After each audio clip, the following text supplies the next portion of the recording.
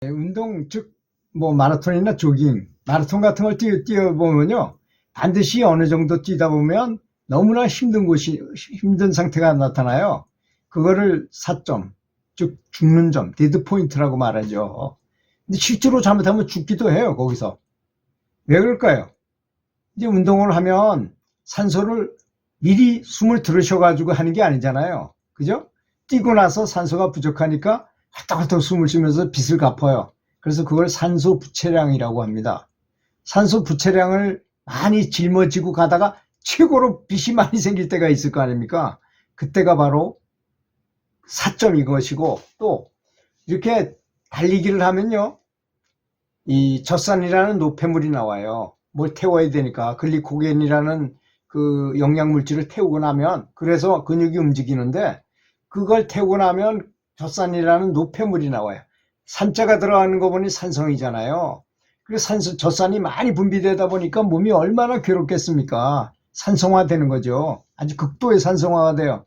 그러니까 아까 산소에 빚을 져가지고 빚도 많이 진 상태에서 또 산도도 굉장히 높아져. 그러니까 몸이 아주 괴로운 거죠. 몸에 열도 나고 극한 상황까지 가요. 그걸 사점이라고 합니다. 그런데 놀라운 건 또 뭐냐? 그거를 계속 그런 상태를 유지해서 그걸 돌파하게 되면 이제는 빚을 갚아가잖아요. 숨을 헐떡 쉬어가지고. 그러니까 빚을 점점점 갚아주니까 좀 덜 힘든 때가 나타나요. 그걸 세컨드 윈드라고 합니다. 두 번째 부는 바람이다 이거죠. 그 한 거풀을 지나면 그 좀 잔잔해진 데가 온다 이런 얘기죠. 세상에 사업이나 공부나 운동이나 모든 것이 다 그렇습니다. 그냥 편하게 되는 건 단 하나도 없어요. 명심하셔야 됩니다. 염불해가지고 큰 성공을 한다. 명상해가지고 참선해가지고 큰 성취를 하려면 반드시 이런 데드포인트를 겪어야 된다는 점을 알아야 됩니다. 그래서 계속 집중해서 하다 보면 반드시 그런 때가 나와요. 수행의 겨울이라고도 말하고 참 어려운 고난이라고도 말합니다. 그런 때가 온다는 것입니다. 그것은 마치 제가 산 위에서 눈덩이를 굴려가지고 밑으로 굴리는 거하고 똑같아요. 처음에 눈덩이를 하나 만들어가지고 여기서 굴리면서 여기까지 올 때, 여기 산등성이 옆에 능선까지 올 때가 얼마나 힘들겠습니까? 점점 더 커지고, 눈덩이는 커지고, 여기까지 오면 굉장히 힘들어. 여기가 가장 힘들겠죠? 근데 이걸 넘어서서 여기서 눈덩이가 슬슬 굴러가기 시작하면 그 다음에 가만 놔둬도 저절로 굴러가고 점점 더 커지면서 그냥 엄청난 속도로 굴러내린다는 것이죠. 그게 수행입니다. 또 스포츠도 그렇고 사업도 그렇고 사업도 잘 될 때 봐요. 그냥 저절로 굴러가요. 가만 놔둬도 눈덩이가 점점 더 커지면서. 그래서 사점을 지나야 된다는 것을 항상 생각해야 됩니다. 무슨 사업을 하는 사람들도 사업에 성공한 사람들도 반드시 데드포인트를 겪었지, 데드포인트 한 번도 겪지 않고 항상 좋은 큰 회사를 만들었다거나 큰 성공을 이룬 사람은 단 한 명도 없다는 사실을 알아야 됩니다. 그렇다고 해서 내가 사점을 일부러 만들 필요는 있을까요? 없을까요? 전혀 없습니다. 알아서 하늘이 필요하면 하게 하고, 필요 없고 이 사람이 아주 정말 감사하고 정말 모든 것을 헌신하면서 하면 그런 사람한테는 필요 없겠죠. 그렇지 않습니까? 그 워낙 신실하게 이렇게 명상을 하거나 신실하게 부처님에게 감사하거나 한 사람한테는 근심, 걱정이, 그런 고난을 줄 필요가 없을지도 모르겠습니다. 하여튼 그렇더라도 이 세상에 있는 모든 일에는 모두 다 데드포인트라는 점이 있다는 점을 알아야 됩니다. 그래서 어떤 어려운 일이 생기면 이것이 바로 옛날 사람들이 말한 위기는 곧 기회구나 라고 한 말이구나, 이걸 알아야 됩니다. 아주 어려울 때가 이때가 내가 진보하기 바로 직전에 일어나는 고통스러운 그런 단계구나, 그걸 아시고 그걸 치고 나가면, 죽을 것 같은 그 고난을 이기고 나가면 반드시 세컨드 윈드, 좀 조용하고 잘 지나가는 때가 오고, 또 더 지나면 저절로 굴러가는 데도 온다 이겁니다. 눈덩이가 굴러내리듯이. 그 속도가 얼마나 맹렬하겠습니까? 산이 높을수록 점점 더 세게 굴러내려가고 점점 더 커진 눈덩이는 커질 거 아니겠습니까? 그런 상태가 온다는 점을 아시고 많이 힘들 때 힘과 용기를 내고 계속 꾸준히 집중하게 되면 반드시 좋은 결과가 있으리라고 믿습니다. 그리고 또 고통도 결국은 헛개비라는 것을 알아야 합니다. 자기 자신에 대한 통찰을 열심히 하고, 그리고 살아생전에 내가 명상해가지고 해탈해야겠다는 것이 정말 어렵잖아요. 그런 어려운 이유가 뭘까요? 그것은 염불하는 사람, 명상하는 사람이 자신의 고통을 통과하겠다는 각오를 해야 되는데, 정말 목숨을 걸어놓고 한번 해봐야 되겠다는 이런 확실한 각오와 준비가 있어야 되는데 그렇지 않기 때문입니다. 아마 염불하는 것을 이 세상에서 가장 중요한 일로 생각하지 않으면 내면에 있는 스승이 나를 도와줄까요? 그렇지 않겠습니까? 그래서 가장 중요한 일로 생각해야 된다는 것입니다.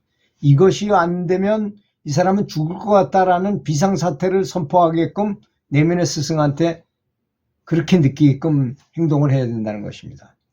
만일 명상이나 삶의 체험에서 아무런 고난이나 고통도 거치지 않고 해탈이나 영적 성취를 할 수 있다고 말하는 사람이, 그런 스승이 있다면 그 사람은 사기꾼입니다. 진정한 스승이 아닙니다. 정말 어려운 것을 뚫고 지나가야만 되는 것이죠. 세상 만사가 다 그렇게 돼 있잖아요. 그거를 자연물에서는 그런 모습을 다 보여줍니다. 그렇지 않습니까? 이 애벌레가 잎을 많이 갉아먹고 뇌꼬치를 만들어요. 그 안에 들어가서 정말 거기서 그 통 속에 들어가서 엄청난 수련을 합니다. 뭔지를 모르지만 하여튼 뭐 열심히 하고, 그 다음에 그 구멍을, 자기가 만드는 그 구멍을 다시 뚫고 나오는데 굉장히 어렵잖아요. 그걸 뚫고 자기가 뚫고 나와야만 됩니다. 누가 대신 뚫어서 내보내줬더니 이게 살아나지를 못한다는 말이 있잖아요. 그래서 자기가 어렵게 뚫고 나와서 전혀 애벌레하고는 전혀 다른 모습에 너무나 화려한 나비가 완전히 우아등선, 완전히 다른 게 되잖아요. 그 고통을 겪었기 때문에 그게 가능해지는 거 아니겠습니까? 그런 극심한 고통을 지나야 된다는 것입니다. 그래서 염불이나 명상은 불길과도 같은 극심한 고통을 반드시 이겨내며 그것을 통과해야만 내가 얻을 수 있는 것을 얻을 수 있게 된다는 것입니다. 여러 가지 종류의 불길을 통과해야 합니다.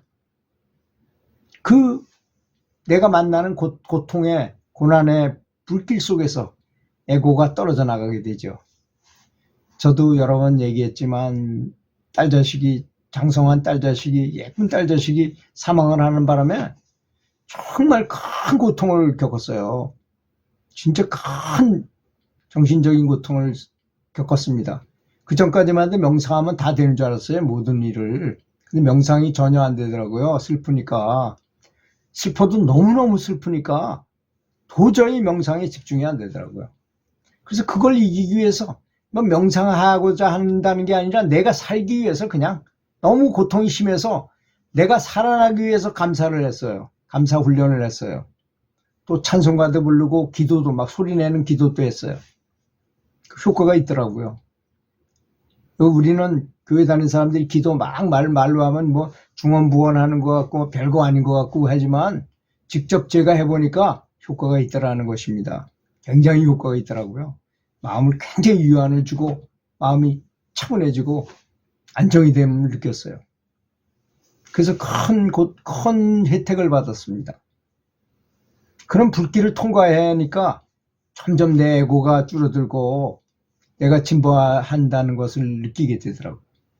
그 고통도 지나고 보니까 다 헛개비야, 환상이야. 영화의 한 장면에 불과했어요. 그 지겨운 에고가 참 진짜 진절머리 날도록 지겨운 그 에고가 나도 모르게 저절로 떨어져 나간다는 것을 나중에 지나고 보니까 느껴지더라고요. 그래서 만약에 그런 고통을 당하지 않고 애구가 떨어져 나가는 어느 정도의 해탈을 좀 바라려면 감사하십시오. 만사만물이 아주 작은 일이라 하더라도 계속 감사하고 참회하고 자기 스스로의 업장을, 내 자신을 정화하라는 것입니다. 나를 정화하면 모든 것이 다 해결되잖아요. 그러면 높은 성취를 이룰 것이라고 믿습니다. 들어주셔서 감사합니다.